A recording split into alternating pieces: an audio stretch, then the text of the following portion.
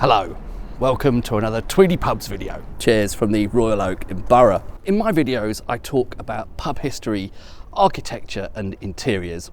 Today though I want to talk about beer, particularly the state of beer in London pubs, because if you're like me and you like traditional English beer styles, you might have noticed something. They're disappearing. I think traditional English beer, as many of us have known it in our lifetimes, is vanishing. And it seems like nobody else is talking about it. I know this is going to be a bit controversial and ruffle a few feathers. Let's first step back a bit and talk about what exactly I mean by traditional English beer. Particularly, let's talk about bitter. It is for me the quintessential English beer, and I think it is a beautiful exercise in balance. It's darker than a lager, but it's lighter than a porter. It's malty, but moderately so. It's hopped, but delicately so, typically with traditional English hop varieties like Fuggles and Goldings. It's not sweet like a mild, nor is it sour like some pale ales can be. It's not gassy like lager, nor is it completely flat as some people believe. If served as a real ale, the secondary fermentation in the cask creates natural carbonation. To me, it is the perfect happy medium of all beer styles. Now, there will be those among you who will say that bitter is not, in fact, a traditional English beer style. And if we go back to, say, the 18th century, particularly here in London, porter was dominant. Some would even say that bitter is purely a 20th century beer style. Maybe the popularisation of the term bitter to apply to this type of beer is something that happened more in the 20th century, but it's a style of beer that goes back to at least the Victorian era, confusingly just referred to as pale ale sometimes in that period. Here is a newspaper mention of bitter from 1899. That gives an insight into common beer styles produced by a brewery in the London area at that time. Note here in particular, AK is a bitter ale of sound quality with a delicate hop flavour. That sounds very much to me like a bitter as we would recognise it in the modern sense. Those hops we most commonly associate with bitter, Fuggles and Goldings, were already in use by that time. Fuggles is typically cited as being discovered or possibly bred by Richard Fuggles in the 1870s. And here is a newspaper mention of 1887, which shows both of those hop varieties. Goldings hops go back even further to about 1830, and here is a mention of them in a newspaper at that time. So I think it would be fair to say that in the 19th century, a style of beer that we would now recognise as bitter already existed, and by the time we get into the 20th century it became the dominant style of beer across all of England. I have here a treasured possession of mine. This is a real ale guide to Leicestershire and Rutland, published by Camera in 1977. It's particularly precious to me because the general editor of this was my dad. As I understand it, this lists every pub in Leicestershire and Rutland at that time that served real ale. It runs to about 50 pages. I'll probably show you a bit of it.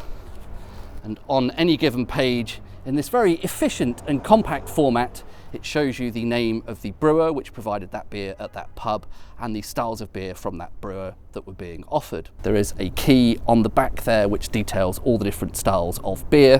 1 for mild, 2 for ordinary bitter, 3 for strong bitter, 4 for barley wine. That encompassed the entire range of beer styles in those pubs in Leicestershire and Rutland at that time. Now, of course, I know this is the East Midlands rather than London, but I think the picture would have been pretty similar down here at that point of history. The point I'm trying to make is that for most of the 20th century, bitter was king. It was, for me, the style of beer that I grew up drinking once I was of legal drinking age, obviously, and I'm sure that was the case for many of you watching as well. If you told me in the year 2000 that 25 years from now, bitter would be on the brink of disappearing from London pubs, I'm not sure I would have believed you.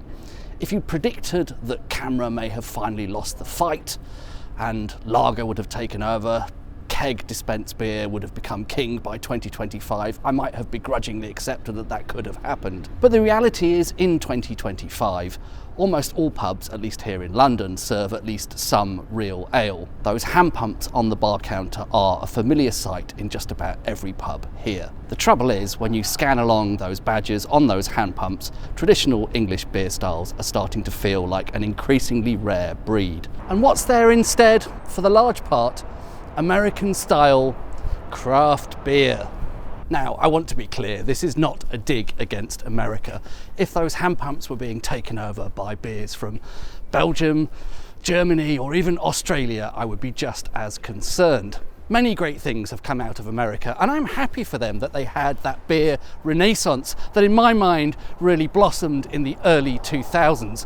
When I first went to America in the 1990s, it was awash with mass-produced generic lager.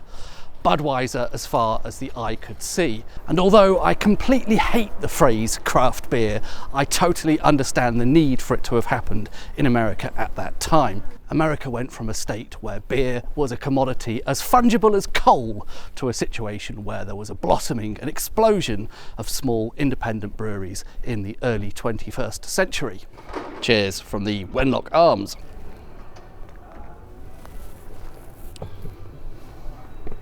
The issue I have with the craft beer movement is that here in England we already had a strong tradition of brewing with a clear sense of identity and the surrounding culture. And we were doing something unique. It's easy to forget that real ale, cask conditioned ale with that secondary fermentation in the cask, is something unique to the United Kingdom. You really don't get it in any significant quantity anywhere else in the world. Yes, our brewing industry has had its ups and downs, but we already had small independent breweries, we had regional variation, and we had breweries producing excellent beer. Did we really need a revolution here? As a country, we have a collective inferiority complex about our food and drink. We're often the butt of international jokes about our cuisine, and we've all heard the jibes about our beer being warm and flat. I think we've internalised this and developed this sense that anything from overseas is automatically better than anything homegrown. I think it's time to stop being so down on our own food and drink. Give me a decent cheddar over any other cheese in the world, and give me a pint of bitter over any other beer in the world.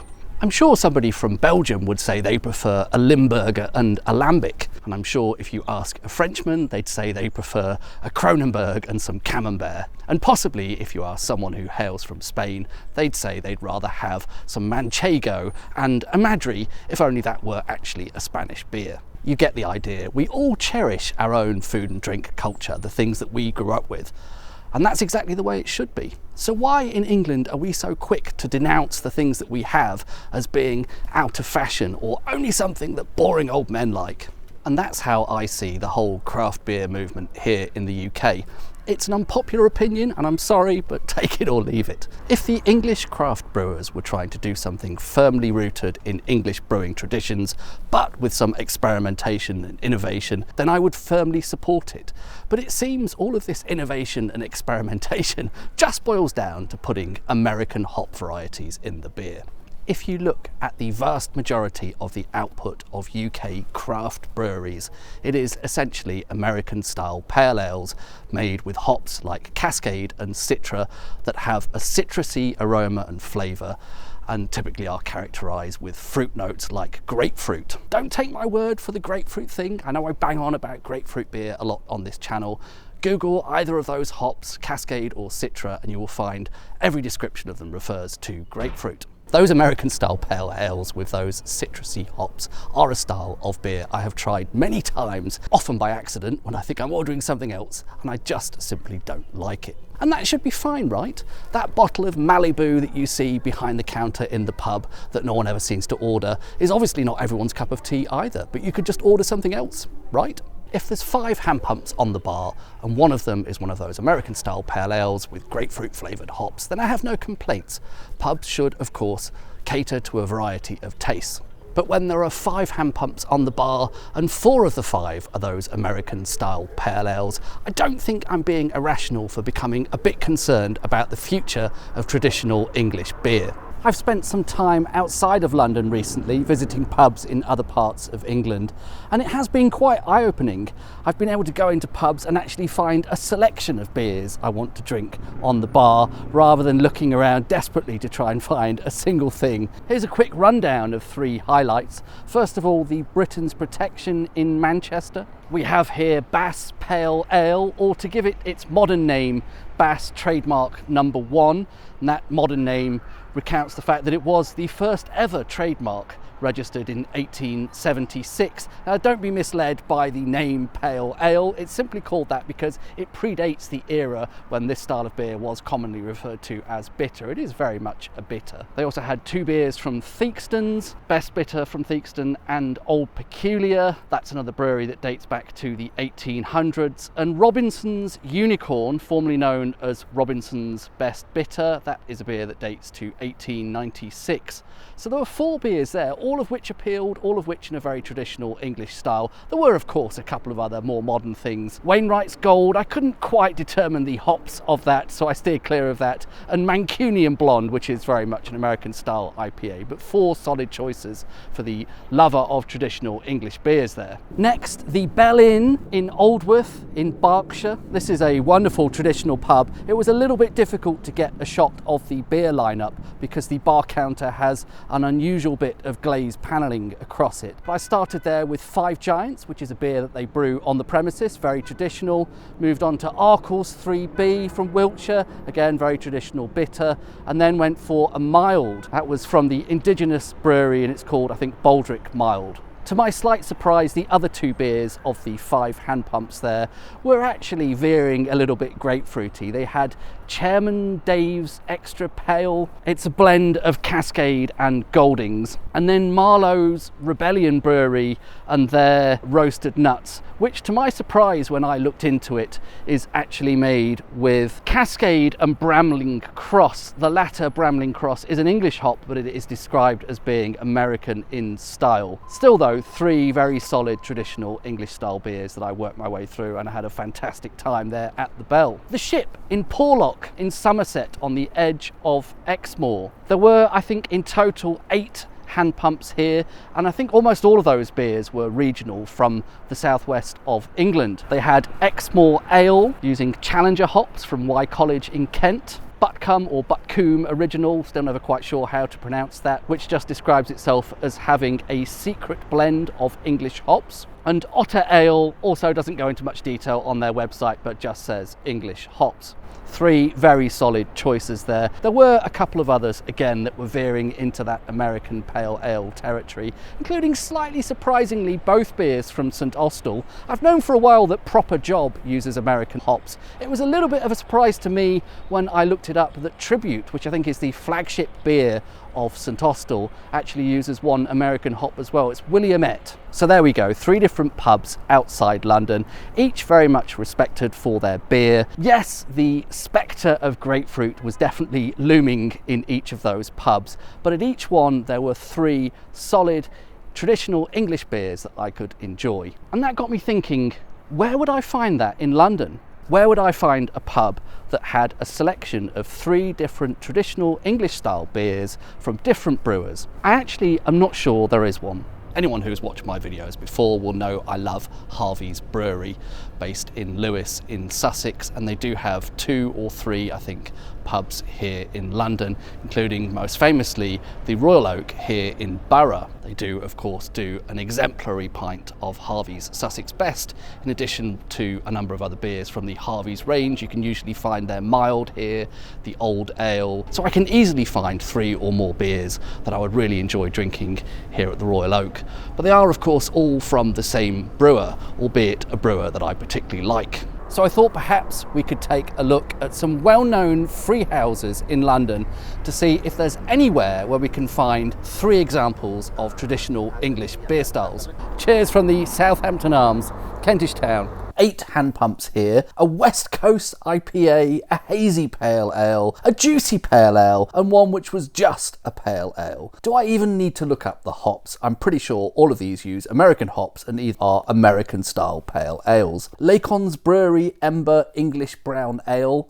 That's Zappa and Harlequin hops. The first of those is American. Round Corner Market Bitter. I googled for the hops and I couldn't find it listed anywhere. I nosed a quick sample and thought I got a whiff of grapefruit, so I passed on that one. Then there was a Caramel Macchiato porter, okay. I went for the Hobson's Champion Mild, which seemed like the safest choice to me. It's a mild, so the hopping was pretty light, of course, but for the record, I looked it up and it's Fuggles and Goldings. Next, the Harp near to Trafalgar Square. I was in there a couple of weeks ago and it has won umpteen awards from camera for its beer selection. They have 10 hand pumps in total. I think 9 were in action on this particular occasion. 3 given over to Dark Star, all very much American style pale ales. One was Castle Rock's Gold Sounds, made with Galaxy and Solero hops. The former is actually Australian, but sounds very much from the same stable of citrusy American hops to me. Some curveballs there. Roosters Brewing Yorkshire Pale Ale. I may have misjudged that. Generally, anything from a modern brewery with the words pale ale is something I find best to avoid. Overall, though, I think only 2 beers which I would consider traditional English beers. Harvey's Sussex Best and Fuller's London Pride. The pub is nowadays owned by Fuller's, so I think the latter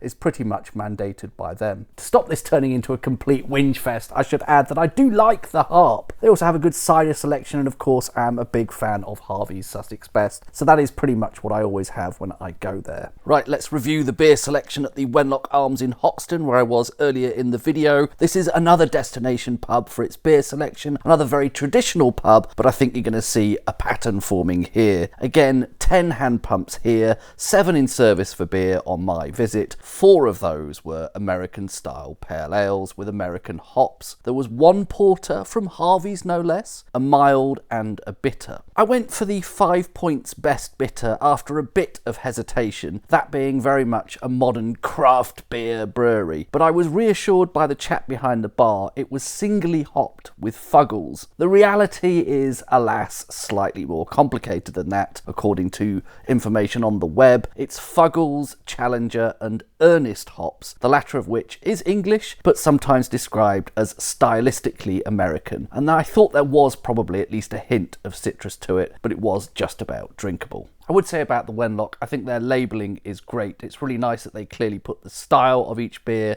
on the hand pumps and also the prices. So there we have it. There are the 3 pubs. I suppose you could say almost the Wenlock Arms made the cut there. It had 1 bitter and 2 porters, and here at the Southampton Arms there were 2 things that at least on the badge were described as bitters and or English ales, and this mild that I'm having now from Hobson's. So I would say almost you can find a pub in London where you can get 3 different traditional English beers, but you certainly can't find a pub that I know of that has 3 bitters from 3 different breweries.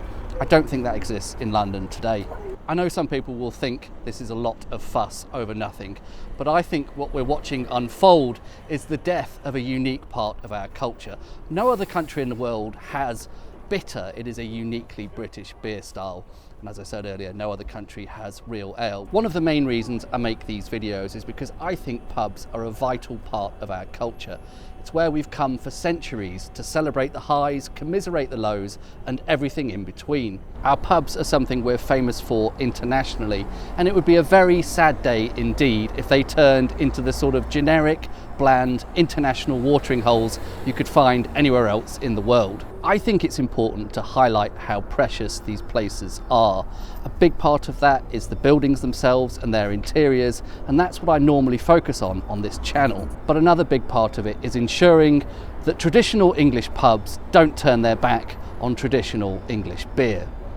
What can we do about it? Well, first and foremost, obviously get to the pub and start buying these traditional English beer styles, bitters, milds. And I also think it's time to start kicking up a bit of a fuss, politely of course. Remember, the people serving the beer are not necessarily the people who are choosing it, and running a pub is already hard enough as it is. But if you go into your local pub and you see a lineup that is completely overwhelmed by beers that are not to your taste, I think it's completely reasonable to let the people behind the bar know that, politely of course.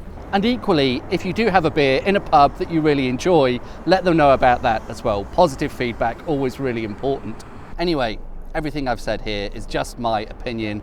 Maybe I'm a dinosaur, maybe nobody else cares about this stuff, but I thought it was important to bring it up because it seems like nobody has given this side of the argument. Thanks very much for watching.